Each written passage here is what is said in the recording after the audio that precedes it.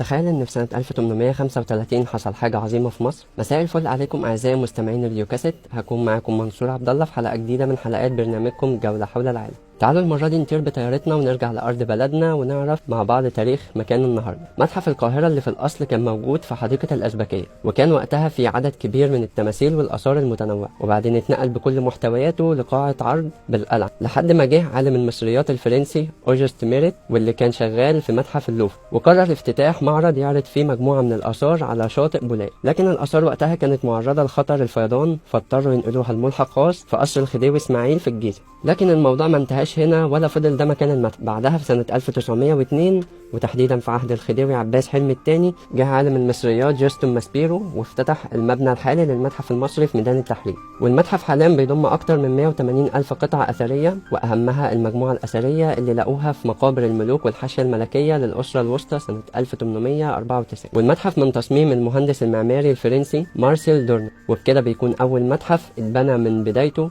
بتصميم مصري مخصوص ليه. وده لأن أغلب المتاحف وقتها كانت مبنى بيتم تحويله لمتحف. كمان المتحف فيه مكتبة كبيرة فيها أكتر من 50 ألف كتاب ومجلد عن الحضارة المصرية الفرعونية واليونانية والرومانية وغيرها كمان. وبكده نكون وصلنا لنهاية حلقتنا أعزائي المستمعين. أتمنى أكون قلت لكم معلومات جديدة ومفيدة.